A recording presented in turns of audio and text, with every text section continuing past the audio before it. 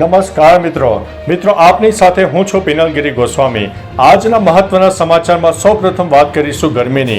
અત્યારે જ્યારે ગરમીનું પ્રમાણ વધી રહ્યું છે ત્યારે એસી, કુલર, ફ્રીજ અને પંખાની માંગમાં વધારો થયો છે। ગરમીમાં ઠંડક માટે એર કન્ડિશનર મશીન, પંખા અને કુલરની માંગ ખૂબ જ વધી રહી છે।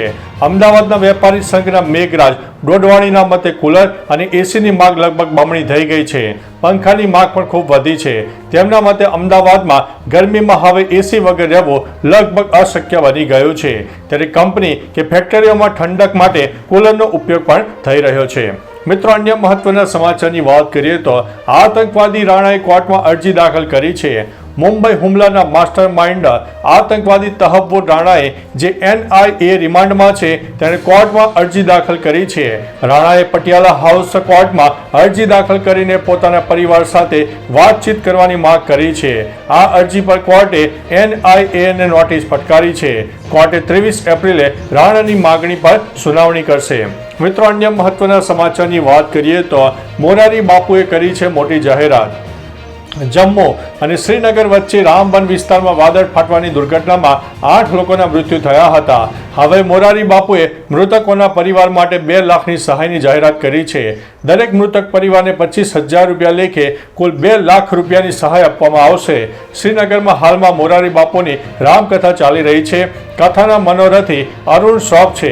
કથાના ત્રીજે દિવસે મોરારી બાપુએ લોકોને જે મૃત્યુ પામ્યા હતા તેમને શ્રદ્ધાંજલિ પણ અર્પણ કરી હતી। મિત્રો, અન્ય મહત્વના સમાચારની વાત કરીએ તો બાબા સિદ્દીકીના પુત્ર જીશાનને ફરીથી જાનથી મારી નાખવાની ધમકી મળી છે। બાબા સિદ્દીકી હત્યા કેસનો મામલો હજુ સંપૂર્ણપણે શાંત થયો નથી। હવે તેમના પુત્ર જીશાન સિદ્દીકીને ફરીથી જાનથી મારી નાખવાની ધમકીઓ મળી રહી છે। ધમકી મોકલનારા લોકોએ જીશાન સિદ્દીકી પાસે 10 કરોડ રૂપિયાની માંગ પણ કરી છે। તમને જણાવી દઈએ કે હાલમાં બાંદ્રા પોલીસની એક ટીમ જીશાન સિદ્દીકીના ઘરે પહોંચી હતી અને તેમનું નિવેદન પણ નોંધવામાં આવ્યું છે। મિત્રો, અન્ય મહત્વના સમાચારની વાત કરીએ તો પૃથ્વીના વિનાશની તારીખ વૈજ્ઞાનિકોના મતે નિવેદન આપવામાં આવ્યું છે। એક નવું સંશોધન પ્રકાશમાં આવ્યું છે જેમાં વૈજ્ઞાનિકોએ ગંભીર ચેતવણી આપી છે। વૈજ્ઞાનિકોએ ફરી એકવાર એક નવા સંશોધનથી દુનિયાને આશ્ચર્યચકિત કરી દીધું છે। આ સંશોધન મુજબ પૃથ્વી પર જીવનનો અંત નક્કી થઈ ગયો છે। સુપર કોમ્પ્યુટર અને ગાણિતિક મોડેલોની મદદથી વૈજ્ઞાનિકોએ અનુમાન લગાવ્યું છે કે આગામી 1 અબજ વર્ષ સુધી પૃથ્વી ઉપર જીવન શક્ય રહેશે। મિત્રો, અન્ય મહત્વના સમાચારની વાત કરીએ તો સુરેન્દ્રનગરમાં ખેડૂતોનો આક્રોશ। કોંગ્રેસની આગેવાનીમાં સુરેન્દ્રનગર જિલ્લામાં ખેડૂતોના પડતર પ્રશ્નોને લઈને એક રેલીનું આયોજન કરવામાં આવ્યું હતું। આ રેલીમાં જિલ્લાના ખેડૂતો સહિત કોંગ્રેસના આગેવાનો પણ જોડાયા હતા। ગત વર્ષે અતિવૃષ્ટિથી થયેલા પાક નુકસાન બદલ વળતર અને જમીન સંપાદનમાં યોગ્ય માપણી અને નર્મદા કેનાલ લીકેજથી થતા નુકસાન જેવા મુદ્દાઓને લઈને ખેડૂતોએ કલેક્ટરને આવેદનપત્ર પણ આપ્યું હતું। મિત્રો, અન્ય મહત્વના સમાચારની વાત કરીએ તો ચીન અને અમેરિકા વચ્ચે તણાવ વધી રહ્યો છે।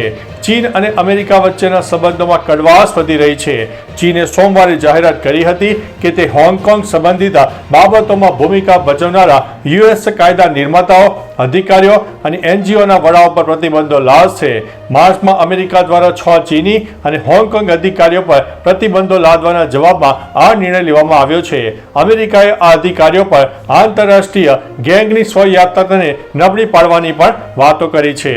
મિત્રો, અન્ય મહત્વના સમાચારની વાત કરીએ તો 3 એરલાઇન્સને 1500 કરોડ રૂપિયાની નોટિસ ફટકારવામાં આવી છે। આવકવેરા વિભાગે ઇન્ડિગો સહિત 3 સ્થાનિક એરલાઇન્સ અને તેમની સાથે સંકળાયેલી 15 વિમાન લીઝિંગ કંપનીઓને 1500 કરોડ રૂપિયાની નોટિસ ફટકારી છે। IT વિભાગના જણાવ્યા અનુસાર તેમના પર આઇલેન્ડમાં બનેલી સેલ કંપનીઓ દ્વારા કર બચાવનો આરોપ છે। આ કંપનીઓ પર નાણાકીય વર્ષ 2021-22 અને 22-23 માટે કર ચોરીનો આરોપ છે।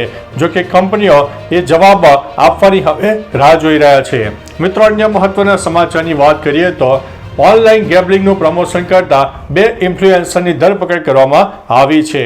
રાજકોટ સાયબર ક્રાઇમ પોલીસે ઓનલાઈન ગેમ્બલિંગમાં પ્રમોશનમાં સંડોવાયેલા 2 સોશિયલ મીડિયા ઇન્ફ્લુએન્સરની ધરપકડ કરી છે। આરોપીઓ સોશિયલ મીડિયાની રીલ માટે 7,000 રૂપિયા અને હાર જીતના આધાર પર કમિશન લેતા હતા। એક ઇન્ફ્લુએન્સરે 6 મહિનામાં 7.50 લાખ રૂપિયાની આવક કર્યાનું પણ સામે આવ્યું હતું.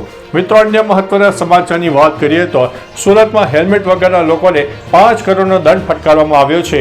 સુરતમાં ટ્રાફિક પોલીસે 20 માર્ચથી લઈને 20 એપ્રિલની વચ્ચે રાત્રિ હેલ્મેટ ઝુંબેશ ચલાવી હતી, જેમાં 1,14,096 વાહન ચાલકો હેલ્મેટ વગર પકડાયા અને તેમની પાસે 5.70 કરોડથી વધુનો દંડ વસૂલાયો. શહેરમાં અકસ્માત વધતા સુરત ટ્રાફિક શાખાએ શહેરના જહાંગીરપુરા, રાંદેર, અઠવા, ભેસ્તાન, ચોક બજાર, લાલગેટ, મૈદરપુરા, વરાછા, કતારગામ, કાપોદ્રા એમ અલગ અલગ સ્થળોએ ચેકિંગ હાથ ધર્યું હતું. મિત્રો, અન્ય મહત્વના સમાચારની વાત કરીએ તો પીએમ મોદી સાઉદી અરેબિયા જવા રવાના થયા છે. પીએમ મોદી સાઉદી અરેબિયા જવાનું આયોજન છે. સાઉદી અરેબિયાના ક્રાઉન પ્રિન્સ અને પીએમ મોદી સાથે મોહમ્મદ બિન સલમાનના આમંત્રણ પર પીએમ મોદી 23 એપ્રિલ સુધી સાઉદી અરેબિયાના 2 દિવસીય મુલાકાતે રહેનારા છે. જતા પહેલા પીએમએ એક્સ ઉપર લખ્યું હતું કે સાઉદી અરેબિયાના જેદ્દા માટે રવાના થઈ રહ્યો છું, જ્યાં હું વિવિધ બેઠકો અને કાર્યક્રમોમાં ભાગ લઈશ. ભારત સાઉદી અરેબિયા સાથેના તેના ઐતિહાસિક સંબંધોને વધારે મજબૂત બનાવશે. મિત્રો, અન્ય મહત્વના સમાચારની વાત કરીએ તો મહારાષ્ટ્રના રાજકારણમાં ફરીથી નવા જોઈના સંકેત મળી રહ્યા છે. મહારાષ્ટ્રના રાજકારણમાં ઉદ્ધવ અને ઠાકોરની મુલાકાત પછી હવે પવાર પરિવાર ચર્ચાનું કેન્દ્ર બન્યા છે. શરદ પવાર અને અજીત પવાર છેલ્લા પખવાડિયામાં ત્રીજી વાર એક મંચ પર સાથે દેખાયા હતા. એઆઈના ઉપયોગ અંગેના કાર્યક્રમમાં બંને વચ્ચે સહમતિ જણાઈ હતી. અગાઉ જય પવારની સગાઈ અને શૈક્ષણિક કાર્યક્રમમાં પણ બંને મળ્યા હતા. બંને વચ્ચે વધી રહેલા સંબંધો રાજકીય સમાધાનના સંકેત છે કે નહીં તે હવે ચર્ચાઈ રહ્યું છે. મિત્રો, અન્ય મહત્વના સમાચારની વાત કરીએ તો ગુજરાતમાં ફરીથી ગરમીનો પ્રકોપ, હીટવેવનું એલર્ટ આપવામાં આવ્યું છે. ગુજરાતમાં ફરીથી તાપમાનનો પારો ચડી રહ્યો છે અને કેટલાક વિસ્તારોમાં તાપમાન 43 ડિગ્રીને પાર થયું છે. હવામાન વિભાગે આગામી દિવસોમાં તાપમાનમાં 2 થી 3 ડિગ્રી વધારાની આગાહી કરી છે. એપ્રિલના મધ્યમાં ઠંડા પવનોને કારણે મળેલી રાહત હવે ખતમ થતી દેખાઈ રહી છે. હવામાન વિભાગે હીટવેવ અને ઓરેન્જ એલર્ટ પણ આપી દીધું છે. લોકોને ગરમીથી સાવચેતી રાખવા માટે સૂચના આપવામાં આવી છે અને તાપમાન 45 ડિગ્રી સુધી અનેક વિસ્તારમાં જોવા મળી રહ્યું છે. મિત્રો, અન્ય મહત્વના સમાચારની વાત કરીએ તો સોનાના ભાવે તોડ્યા છે તમામ રેકોર્ડ, 1 લાખને પાર પહોંચ્યો છે.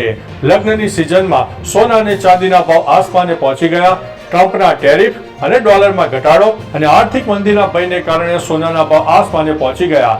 સોનાએ ઇતિહાસ રચ્યો અને ભૌતિક બજારમાં પહેલીવાર 1 લાખ રૂપિયાને પાર કરી ગયું. 24 કેરેટ સોનાનો છેલ્લો ભાવ 10 ગ્રામ દીઠ 97,200 રૂપિયા નોંધાયો હતો અને 3% જીએસટીને કારણે સોનાનો ભાવ વધીને 1 લાખ રૂપિયા 116 રૂપિયા થઈ ગયો છે.